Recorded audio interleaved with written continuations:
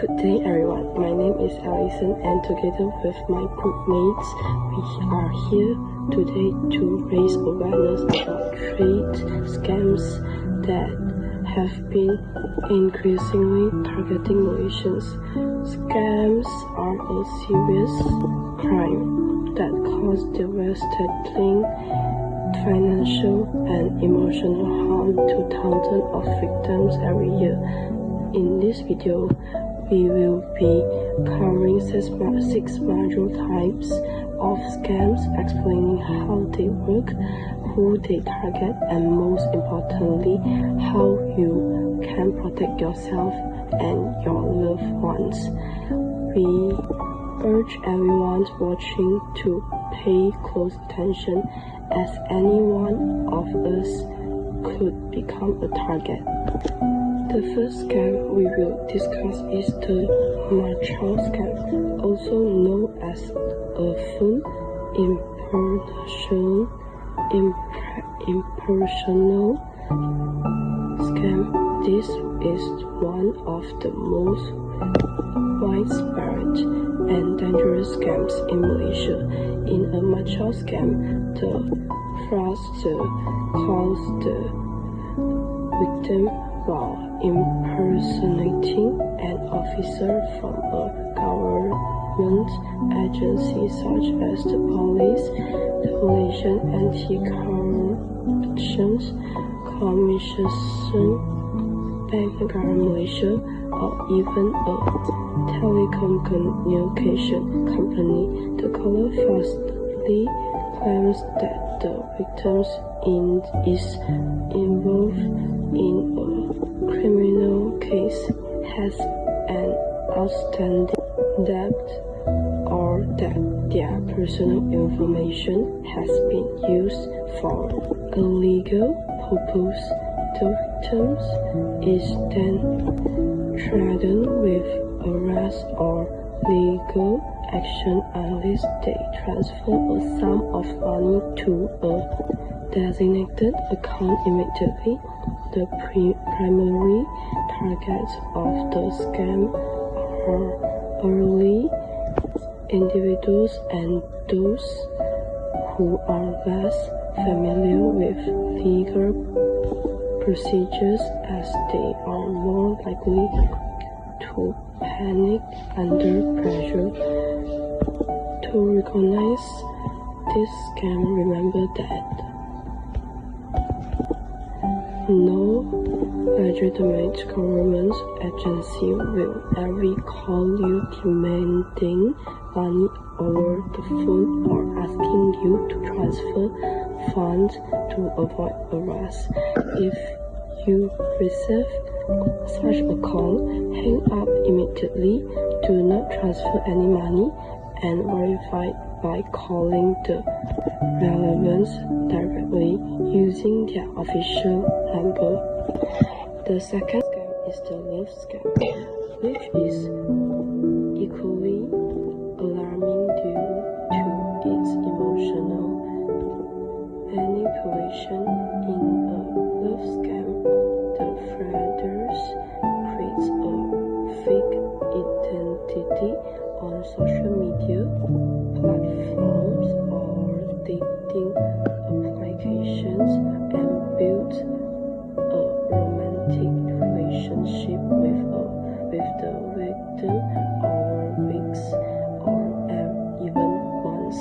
The scammer invests time in gaining the victim's true trust, often presenting themselves as a successful professional such as a doctor, engineer, or military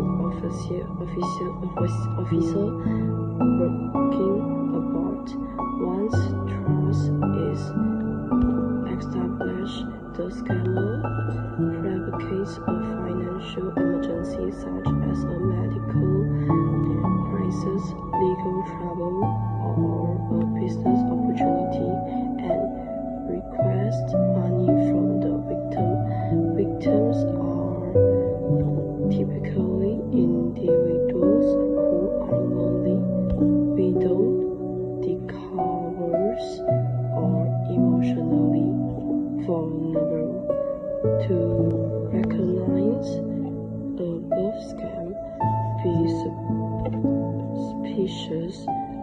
of anyone you have never met in person who quickly professes meet in deep affection and later ask for money. Always verify the person's identity through videos call and reverse image search of their profile phones. Never send money to someone you have only met online, regardless of how convincing their story may be. Hello, I am Lee Yongyik, and I will be continuing with the next two scams. The third scam is the puzzle scam, which has become increasingly common with the rise of online shopping. In this scam, the victims receive calls or message claiming that a parcel addressed to them has been intercepted by customs or police, and the parcel contains illegal items such as drugs or counterfeit goods. The scammer posing as a government official that informs the victims that they are under investigation and must pay a sum of money to resolve the matters or prove their innocence. In more sophisticated versions of these scams, the cost is transferred to fake police officials or MACC officers who continues the physiological pressure. The main targets are frequent online shoppers and individuals who may have recently made purchases from overseas. To recognize the scam, be aware the legitimate customs or law enforcement agencies do not cause individuals to demand payment over the phone. If you receive such a call, do not panic, do not provide your personal or banking details, and report the calls to the relevant authorities immediately. Okay, talk to the banking scam. The third scam is the banking scam, which directly targets victims' financial accounts. In this type of scams, fraudsters contact victims by phones, SMS, or email while impersonating bank representatives. They claim that the victim's bank account has been compromised, that suspicious transactions account has been detected, or that the account will be frozen unless immediate action is taken. The victim is then directed to click a link, provide their banking prediction, one-time passwords, OTPs, or personal identifications numbers. Once the scammer obtains these information, they gain full access to the victim's account and proceeds to drain it. Anyone who uses online banking is a potential target, but those who are less tech-savvy are particularly at risk. To recognize a banking scam, remember that your bank will never ask you for your OTPs, PIN, or full banking password over the phone or through a link. Always access your banking service only through official apps or websites. If you suspect your account has been compromised, call your bank's official hotline immediately to freeze your account. Thank you. Good day, I am Elaine. I will now explain the phishing scam and the credit card scam. Phishing is a type of cybercrime where scammers send fraudulent emails, SMS messages, or WhatsApp messages that appear to come from legitimate organizations such as banks, government agencies, e-commerce platforms, or delivery services. These messages typically contain a link that directs the victim to a fake website designed to look identical to the real one. Once the victim enters their login credentials or personal information on the fake site, the scammer captures the data and uses it to access accounts, steal money, or commit identity theft. Phishing targets a very broad audience and can affect anyone who uses digital communications. Common signs of a phishing attempt include poor spelling and grammar, a sense of urgency in the message, unfamiliar sender addresses, and links that do not match the official website's URL. To protect yourself, never click on links sent through unsolicited messages. Always go directly to the official website by typing the URL yourself and enable two-factor authentication on all your important accounts. For credit card scam, the sixth scam is the credit card scam, which involves the unauthorized use of a person's credit card information to make fraudulent transactions. Scammers obtain card details through various methods, including phishing, skimming devices installed on ATM machines or point-of-sale terminals, data branches from online shopping platforms, or by purchasing stolen card information from the dark web.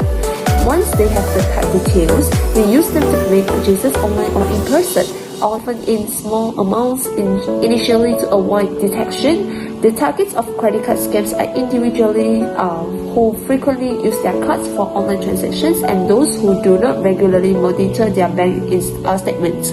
To recognize this scam, watch out for unfamiliar transactions on your card statements, even small ones. Always check your statements regularly. Never save your full card details on websites you do not fully trust. And cover the keypad when entering your PIN at ATMs or payment in-store terminals. Hello, I'm Felicity and I will be sharing with you the most important prevention measure and what to do if you or someone you know has been scammed. Prevention begins with awareness. The single most effective way to protect yourself from all types of scam is to stay informed and think critically before taking any action prompted by a stranger, whether over the phone, online, or through the message. Always verify the identity of anyone who contacts you claiming to represent a government agency or financial institution by calling their official number. Never share your personal information, banking credential, OTPs, or password with anyone. Under any circumstance, be cautious of offers that seems too good to be true, romantic relationship that progress unusually fast, and requests for urgent money transfer. Install reputable antivirus software on your device, update your password regularly, and enable security features on your banking apps. Share this knowledge with your family members, especially elderly parents and grandparents who may be less aware of how this scam operates. If you believe you have been scammed or have accidentally given your information to a fraudster, it is essential to act quickly and calmly. The first step is to contact your bank immediately using their official hotline to freeze or cancel your account or card and report the fraudulent transaction. The second step is to change all your password for banking application, email accounts, and social media platform right away. The third step is to lodge a police report at the nearest police station or through the Malaysia Police online reporting system.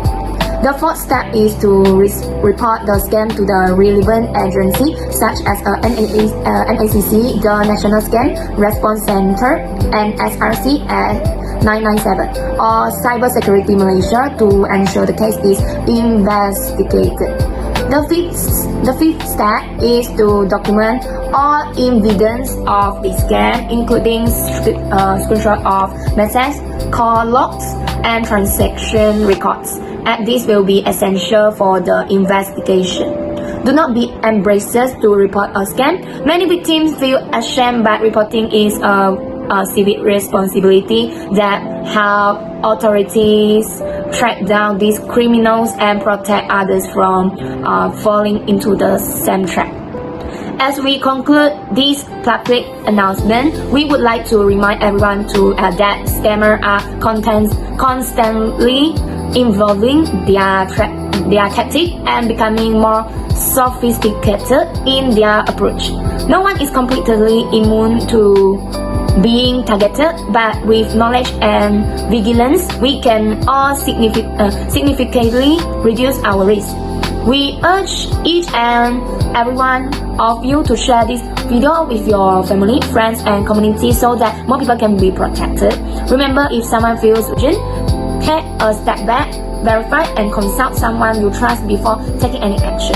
Together, we can build a safer and more aware society. Stay alert, stay safe, and say no to scam. Thank you for watching. Thank you.